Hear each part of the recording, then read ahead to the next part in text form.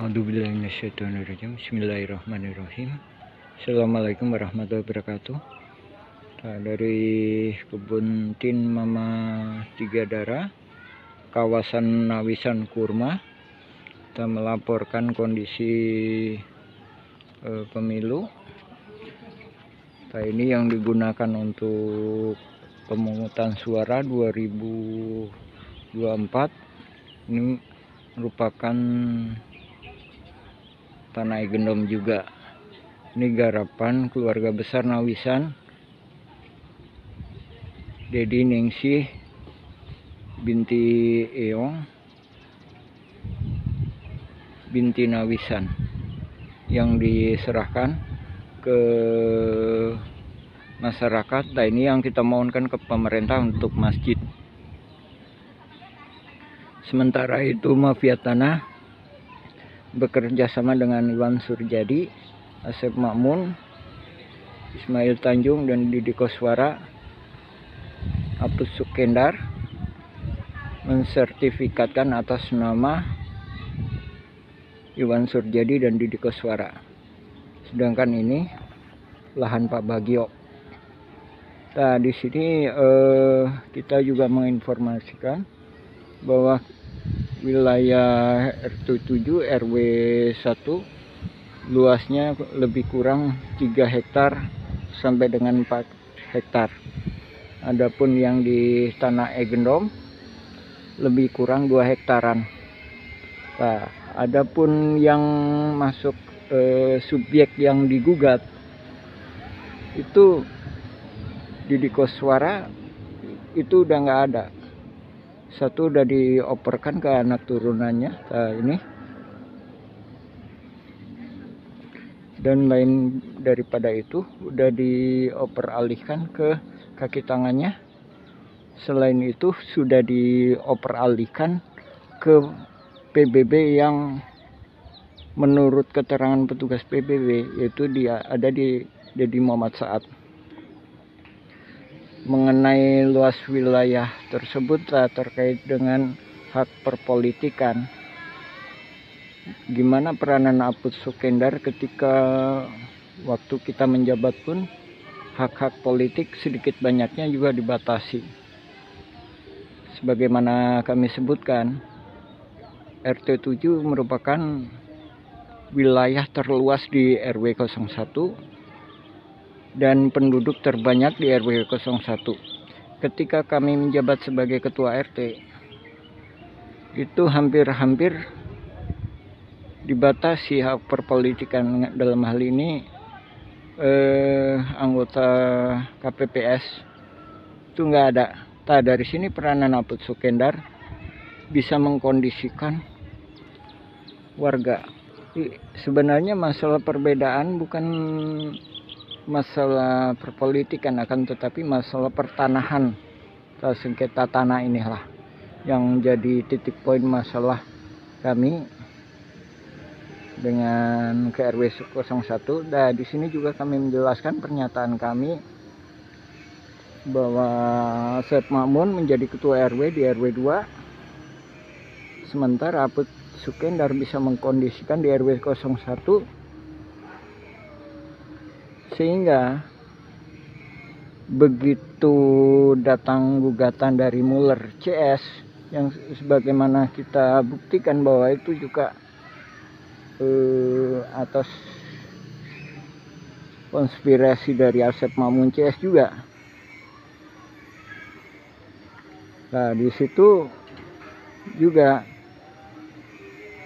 warga-warga telah menerima surat gugatan. Nah, ini pemimpinnya yaitu Asep Makmun bisa mengkondisikan di wilayah RW 2. Sementara itu di wilayah RW 1 Apus Sukendar punya peranan penting untuk mengkondisikan warga, sehingga proses sidang gugatan itu langsung ditanggapi dengan skenario mereka. Nah, itu kaitannya. Juga pembelaannya. Saya bertanya kepada saudara Angga sebagai koordinator LBH, kapan Anda masuk awal sidang? Saudara Angga sebagai koordinator LBH warga menjawab tidak. Nah, dari situ Asep Mamun punya peranan penting untuk melakukan pembelaan yang mana sesuai dengan skenario yang dikondisikan oleh mafia tanah Dago yang saling gugat.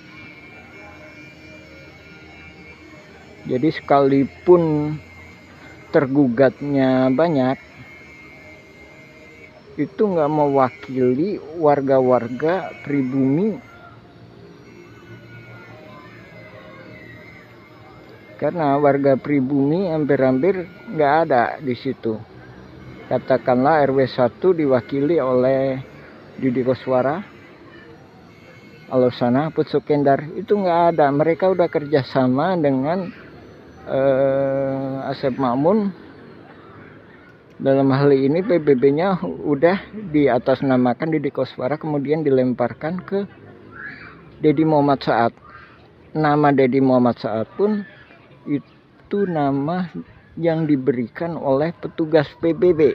Kami bukan menuding, tapi itu nama yang diinformasikan oleh petugas PBB Kota Bandung.